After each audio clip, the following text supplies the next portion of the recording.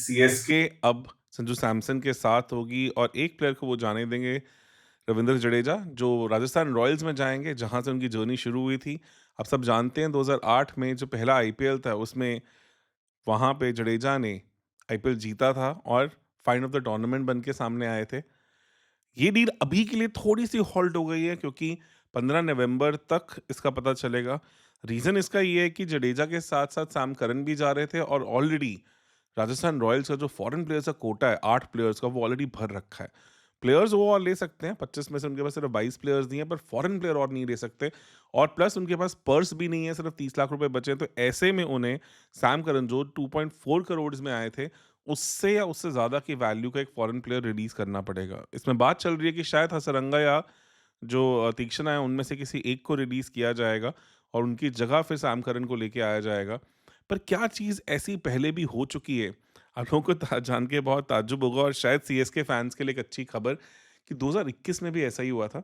वहाँ पे रॉबिन उथप्पा, जो कि खुद एक विकेट कीपर बैटर ही हैं, राजस्थान रॉयल्स से सीएसके की तरफ गए थे। वो ऑल कैश डील थी और सीएसके में जाने के बाद उन्होंने वहाँ पे काफ़ी अच्छा परफ़ॉर्म किया था और 2021 के फाइनल्स में 18 बॉल में 36 रन मार के उस फाइनल को केकेआर के बियॉन्ड कर दिया था और फाइनली वहाँ पे सीएसके एक ट्रॉफी जीत पाई थी। तो क्या संजू सैमसन भी वैसा कर पाएँगे? क्या संजू सैमसन, जो फिर से एक विकेट कीपर बैटर है और एक्स इंडियन प्लेयर, मतलब अभी करंट इंडियन प्लेयर हैं, और वो वापस आते हैं, अगर यहाँ पे सीएसके को जॉइन करते हैं, और क्या वो भी वही करके दिखा सकते हैं जो रॉबिन उथप्पा ने 2021 में करके दिखाया था?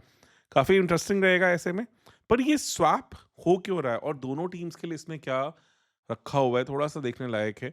अगर आपने लास्ट सीज़न को फ़ॉलो किया हो, तो सबसे बड़ा कंसर्न क्या आया था? अगर आप आरआर हैं, आप मैचेस को फिनिश नहीं कर पा रहे थे। आपके पास ऑलरेडी ओपनिंग स्लॉट में वहाँ पे वैभव सूर्यवंशी हैं, आपके पास वहाँ पे अ, ओपनिंग करने के लिए जायसवाल हैं, फिर रियान पराग हैं, ध्रुव जुरैल हैं, तो आपके पास टॉप 4 काफ़ी अच्छे से पैक्ड है। पर आपके पास लास्ट ईयर हेटमायर और ध्रुव जुरैल के चलते आपने 3 या 4 मैचेस ऐसे खोए जो आप फिनिश नहीं कर पाए। अदरवाइज़ आप ईज़िली वहाँ पे प्लेऑफ में जा सकते थे।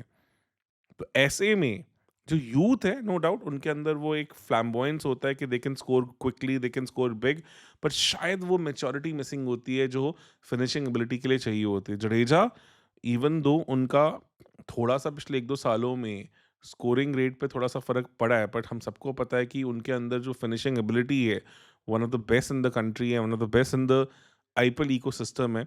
फास्ट बॉलिंग के अगेंस्ट अभी वो 150 के स्ट्राइक रेट के आसपास खेलते हैं। स्पिन के अगेंस्ट थोड़ा स्लो है, बिकॉज़ हमें पता है जिस तरह की विकेट्स में वो खेल रहे थे, वहाँ पे बॉल फँसती है। पर 2023 का वो फिनिश सबको याद होगा जब उन्होंने आईपीएल जीता था सीएसके के लिए। तो मुझे लगता है कि वो कैटेगरी वहाँ पे जडेजा फिट हो जाते हैं काफ़ी हद तक। प्लस जो राजस्थान की जयपुर की विकेट है, वहाँ पे बहुत ज़्यादा बाउंस नहीं होता, बहुत रिलेटिवली बॉल नीचे आती है, तो इस तरह की विकेट पे जडेजा को एज़ अ बैटर भी काफ़ी सपोर्ट मिलेगा। तो मुझे लगता है कि वो हेटमायर के साथ कॉम्प्लीमेंट कर सकते हैं फिनिशिंग एबिलिटी को। प्लस अगर एक श्रीलंकन स्पिनर को रिलीज़ किया जाता है, तो Jadeja pretty much fits into that, because कहीं न कहीं सीएसके उस तरह से, जिस तरह से चेपक को अपनी एक छावनी बना पाता है, वैसा कर नहीं पाया। अश्विन भी थे, पर उतने इफेक्टिव नहीं लगे लास्ट सीज़न में, और जडेजा को भी काफ़ी ज़्यादा रन पड़े हैं। ऑलमोस्ट 8 की इकॉनमी के साथ उन्होंने लास्ट 44 मैचेस में सिर्फ 38 विकेट्स लिए हैं, which is not like typical Jadeja. तो वहाँ पे क्लियरली नूर अहमद को कॉम्प्लीमेंट करने के लिए वो शायद सोच रहे हैं कि किसी और स्पिनर को लेके आया जाए। फिंगर स्पिनर हमेशा से चेपक में सीएसके की एक बहुत मेजर चीज़ रही है, उन्होंने हमेशा उन पे बैंक किया है, पर कहीं न कहीं थोड़ा-सा लग रहा है कि जडेजा कोई क्विक आर्म एक्शन के साथ थोड़े तेज़ आते हैं, थोड़े प्रिडिक्टेबल बन रहे हैं, तो शायद सीएसके इसके बियॉन्ड भी देखना चाहता है। जडेजा बहुत ज़्यादा इसके लिए कीन नहीं थे, बट तब जो न्यूज़ आई कि वहाँ पे एमएस धोनी ने इंटरवीन किया हो कि शायद 2026 उनका लास्ट सीज़न है, तो वो चाहते हैं कि जाने से पहले एक लेगेसी देके जाएँ। तो ऐसे में संजू सैमसन क्या लेके आते हैं, अगर सीएसके की बात करें, कहीं न कहीं हमने लास्ट सीज़न देखा कि ओपनिंग में एक अनसर्टेनिटी थी। तो अब अगर आयुष मात्रे एक लॉक हो गए as an opener and he was doing really well, और कहीं न कहीं उनका कद बढ़ा ही है पिछले आईपीएल के बाद, और वो संजू सैमसन के साथ ओपन करते हैं, और उसके बाद वन डाउन पे फिर ऋतुराज को आके खेलने की एक आज़ादी मिलती है, और कैप्टेंसी भी संजू सैमसन के पास जा सकती हो कि उससे ऋतुराज फ्री अप हो जाते हैं और वो अपनी नेचुरल गेम पे फोकस कर सकते हैं। तो ये एक बहुत बड़ा एडवांटेज रहेगा, और कहीं न कहीं जो सीएसके को एक सॉलिड प्लेटफ़ॉर्म नहीं मिल पा रहा था 1-2-3 के साथ, वो मिलना शुरू हो जाए। क्योंकि अगर हमने 21 का 23 का कैंपेन देखा है, तो सीएसके पावर प्ले को बहुत अच्छा यूटिलाइज़ करती आई थी। रन्स भी करते थे, पर उनके जनरली 1-2-3 बैटर्स ने हमेशा अच्छा स्कोर भी किया है। तो वहाँ पे वो एक सॉलिडिटी भी मिल सकती है और कहीं न कहीं वो क्लैरिटी भी मिल सकती है। संजू सैमसन के लिए एक अच्छी चीज़ है कि उनको फिर से ओपनिंग स्लॉट में अपनी दावेदारी पेश करने का मौका मिलता है, जिसके चलते वो इंडियन टीम में भी आए और इंडियन टीम के एक अच्छे सक्सेसफुल ओपनर भी बने, जहाँ पे उन्होंने 300 स्कोर किए। पर अब थोड़े से कहीं न कहीं पैकिंग ऑर्डर में पीछे चले गए हैं, तो शायद इस आईपीएल के साथ वो उस पोज़ीशन को वापस जीतने की कोशिश भी करें। तो वो भी एक बहुत-बहुत स्ट्रॉन्ग एडिशन है जो संजू सैमसन यहाँ पे लेके आते हैं। ऐसे में और क्या चीज़ें हम एक्सपेक्ट कर सकते हैं, जहाँ तक दोनों टीम्स का सवाल है?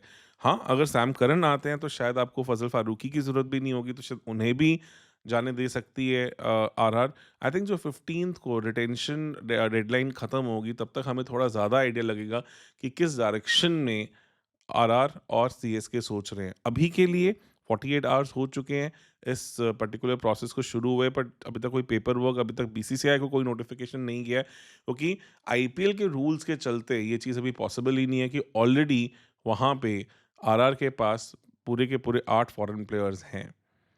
तो ऐसे में एक और खबर भी आ रही है कि क्या आरआर अब कैप्टेंसी, अगर संजू सैमसन जाते हैं तो उसके बाद किसी और को देगी, तो डेफिनेटली उन्हें ऐसा सोचना पड़ेगा। पर इसमें रियान पराग के साथ-साथ इवन ध्रुव जुरैल और जायसवाल का नाम भी ऊपर आ रहा है।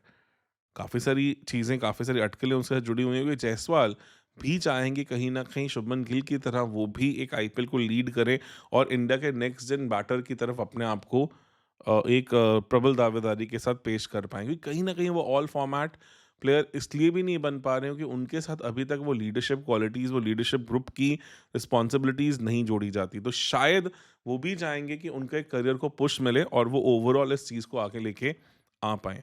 ऑल इन ऑल काफ़ी गरमा-गर्मी होनी शुरू हो गई है आईपीएल को लेके और ये ट्रांसफर विंडोज़ एंड ऑल के साथ चीज़ें बहुत चेंज होंगी।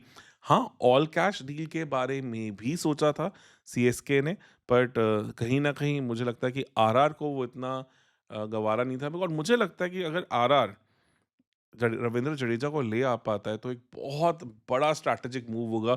एक अच्छा लेफ्ट आर्म फिंगर स्पिनर उनके साथ जुड़ जाता है, एक डीप में कंट्रोल करने वाला बहुत गन फील्डर जुड़ जाता है, प्लस वो स्टेबल फिनिशिंग एबिलिटी आ जाती है, जो कहीं न कहीं लास्ट सीज़न ध्रुव जुरैल और हेटमायर नहीं कर पाए थे। हमने कितने सारे क्रिटिकल मैचेज़ में देखा कि जहाँ पे वो एंड में जाके फ़ॉल्टर करे, और इवन हमने, अगर आपको ईडन गार्डन याद हो, तो वहाँ पे रियान पराग से भी वो रिस्पॉन्सिबल शॉट अ, खेलते हुए देखा, जहाँ वो आउट हुए, जबकि उनको वो मैच फिनिश करना चाहिए था। तो ऐसे काफ़ी सारी चीज़ें, एक स्टेबल पर्सन, एक स्टेबल हेडेड गाय जिसका ऑलरेडी इतने सालों का आईपीएल एक्सपीरियंस और हाँ, एक हिस्ट्री भी जुड़ी हुई है फ्रेंचाइज़ी के साथ। तो जहाँ इस तरह का स्वैप 2021 में सीएसके के लिए गुड ओमेन की तरह आया था, तो वो भी खुश होंगे, और सिमिलरली आरआर भी चाहेगा कि अपना वो पुराना प्लेयर जिसके साथ पहला सीज़न उन्होंने जीता था, वो वापस आए।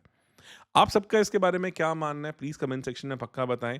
ऑलरेडी आईपीएल की गरमा-गर्मी शुरू हो गई है और हमारी भी कोशिश होगी कि अब आईपीएल अराउंड भी आपको काफ़ी सारा कंटेंट हम दें, और इसी के साथ हमने शुरुआत की है, तो प्लीज़ आप अपने सजेशंस, अपने इनपुट्स पक्का से बताएँ, क्योंकि आपके कमेंट्स के साथ काफ़ी कुछ हमें सीखने को मिलता है। धन्यवाद।